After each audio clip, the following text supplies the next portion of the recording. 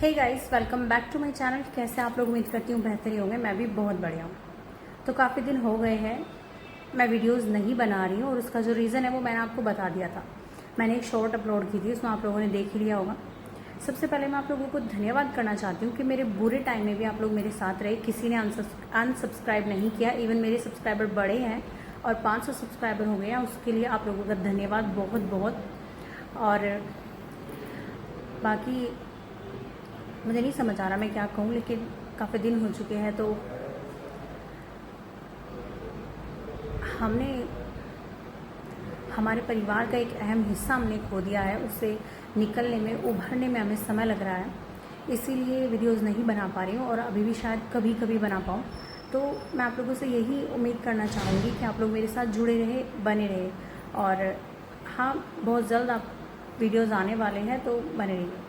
तो गाइस, आप सब जानते हैं कि अभी रिसेंटली 1.5 महीना पहले ही मैंने अपने फादर इन लॉ को खोया है। मेरे हस्बैंड ने अपने पिता को खोया है। हमारे बच्चों ने अपने बाबा जी को खोया है। और ये हमारे घर के लिए, हमारे परिवार के लिए बहुत बड़ा दुख है। इससे शायद हम सारी ज़िंदगी भी नहीं उभर पाएंगे, लेकिन ज़िंदगी है, जीवन है और जीवन में इंसान को बढ़ते रहना होता है। चलती का नाम है ज़िंदगी, इसलिए हमें भी आगे बढ़ना पड़ रहा है अपने काम में। हम अपने रूटीन में वापस आ रहे हैं धीरे धीरे, लेकिन ये हमारे लिए बहुत बड़ा लॉस है। मतलब अभी हमारे बच्चे बहुत छोटे हैं, उन्हें इस चीज़ का भी रियलाइजेशन नहीं है कि बाबा होता क्या है। और उससे पहले भगवान ने उनसे जो है उनके बाबा जी को छीन लिया है। और मैं उनके बारे में मैं ज़्यादा नहीं जानती, लेकिन मैं इतना कह सकती हूँ कि वे बहुत अच्छे इंसान थे। बहुत सिंपल, बहुत साधारण से और बहुत ही अच्छे इंसान थे, स्वभाव के शांत। और कभी मतलब ऐसा कभी नहीं हुआ कि उन्होंने हमें आवाज़ लगाई हो और उनके मुंह से पहला शब्द बेटी ना निकला हो। और एक बाप की तरह के बाप ही होते हैं ससुर भी, और उन्होंने वो फ़र्ज़ भी निभाया। हमारी सास भी नहीं है, जब ये बहुत छोटे थे तभी वो गुजर चुकी थी। और हमारे लिए दोनों फिगर वही थे, फादर मदर हमारे लिए दोनों वही थे। और वो हमारे बहुत ख्याल भी रखते थे हम दोनों बहनों का, बिल्कुल पिता की तरह हमें ट्रीट करते थे।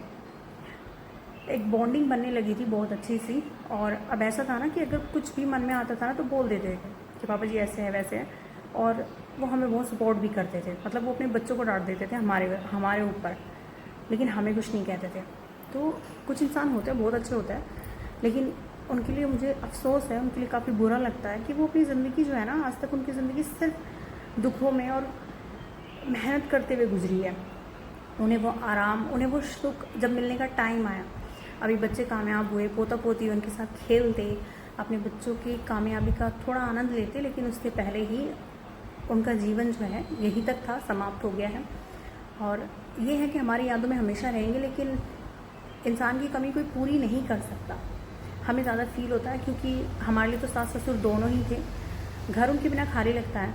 अब दोपहर में खाना बनाने की जल्दी नहीं होती क्योंकि पापा जी तो आने वाले नहीं है खेत से खाना खाने के लिए। तो बहुत सी चीज़ें हैं जो फील होती है, लेकिन क्या है, बढ़ना होता है इंसान को आगे। हम भी कोशिश कर रहे हैं। इन्हें टाइम लग रहा है थोड़ा सा, क्योंकि इनके तो पिता ही थे जन्म देने वाले।